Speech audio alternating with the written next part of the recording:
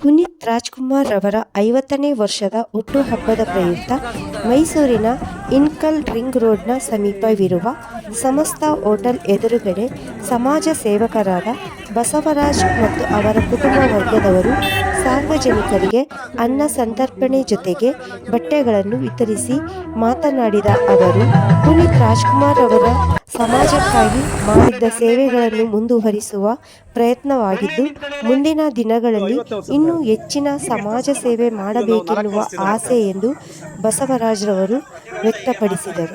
ಚಾಮರಾಜ ಕ್ಷೇತ್ರದ ಶಾಸಕರಾದ ಹರೀಶ್ ಗೌಡರವರು ಬಸವರಾಜ್ರವರ ಸಮಾಜ ಸೇವೆಯನ್ನು ಮೆಚ್ಚಿ ಅವರಿಗೆ ಶುಭ ಹಾರೈಸಿದರು.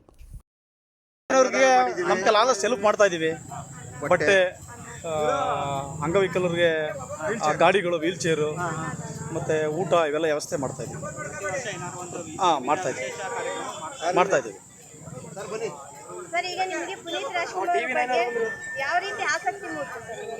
ಅವರು ಮಾಡಿರೋ ಅಂಥ ಎಲ್ಲ ದಾರಿಗಳ ಮುಂದೆ ನಾವು ಹೋಗ್ತಾ ಇದ್ದೀವಿ. ಅವ್ರ ಥರನೇ ನಾವು ಈ ಥರ ಮಾಡ್ಕೊಂಡು ಹೋಗ್ಬೇಕು ಅನ್ನೋದು ಒಂದು ನಮ್ಮ ಮನಸ್ಸಲ್ಲೆಲ್ಲ ಬಂದ್ಬಿಟ್ಟಿದೆ. ಆ ಥರ ಏನಾರ ಒಂದು ಮಾಡಬೇಕು ಅನ್ನೋದೇ ಒಂದು ದೊಡ್ಡ ಆಸೆ. ಅಪ್ಪು ಸರ್ ಅಂದರೆ ತುಂಬ ಎಲ್ಲರಿಗೂ ಇಷ್ಟ. ಹಾಗಾಗಿ ನೀವು ಯಾಕೆ ಇಷ್ಟು ವಿಜೃಂಭಣೆಯಿಂದ ಅವ್ರ ಬಗ್ಗೆ ಈ ಕಾರ್ಯಕ್ರಮ ಹಮ್ಮಿಕೊಂಡು ಸಾವಿರಾರು ಜನಕ್ಕೆ ಅನ್ನ ಸಂತರ್ಪಣೆ ಮಾಡಿಕೊಂಡು ಬಟ್ಟೆ ಕೊಡ್ತಾ ಇದ್ದೀವಿ? ಅವ್ರು ದೇವರಲ್ವ ಸರ್, ಅದರಿಂದ ಅಪ್ಪು ಸರ್ ಅಂದರೆ ದೇವರು.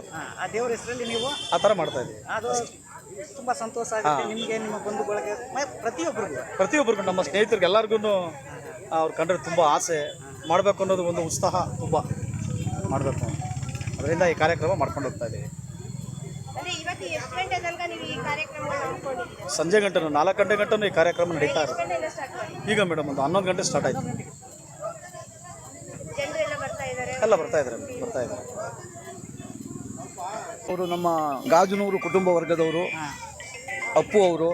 ಅದಕ್ಕೋಸ್ಕರವಾಗಿ ಮತ್ತು ಅವರು ಮಾಡಿದ ಸಾಧನೆ ಹೇಳೋಕ್ಕಾಗದಕ್ಕೆ ಇವತ್ತು ಈ ಕಾರ್ಯಕ್ರಮವನ್ನು ಸ್ವಲ್ಪವಾಗಿ ವಿಜೃಂಭಣೆಯಿಂದ ಮಾಡ್ತಾ ಇದ್ದೀವಿ.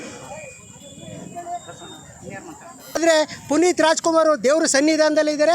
ಅವರು ದೈವಾಂಶರಾಗಿ ಈಗ ಇದ್ದಾರೆ. ಅವ್ರನ್ನ ದೇವರ ರೀತಿಯಲ್ಲೇ ನಾವು ಪೂಜಿಸ್ತಾ ಇದ್ದೀವಿ. ಅವರು ಕರ್ನಾಟಕಕ್ಕೆ ಒಂದು ಕಳಸನ ನಾವು ದೇವಸ್ಥಾನಕ್ಕೆ ಹೋದಾಗ ತಲೆ ಎತ್ತಿ ನೋಡ್ತೀವಿ ಹೊರತು ತಲೆ ತಗ್ಗಿಸಿ ನೋಡಲ್ಲ. ಹಾಗಾಗಿ ಇಡೀ ರಾಜ್ಯಾದ್ಯಂತ, ನಮ್ಮ ಪ್ರಪಂಚದಾದ್ಯಂತ ಪುನೀತ್ ರಾಜ್ಕುಮಾರ್ ಅವರು ಅಜರಾಮರವಾಗಿರ್ತಾರೆ. ಅವ್ರ ಹೆಸರು ಸದಾ ಅಮರವಾಗಿರುತ್ತೆ.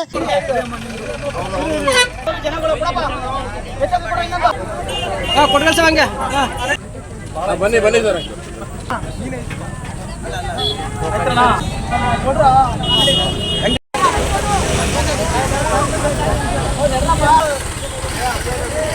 ಸ್ವಲ್ಪ ಇಡೀರಿ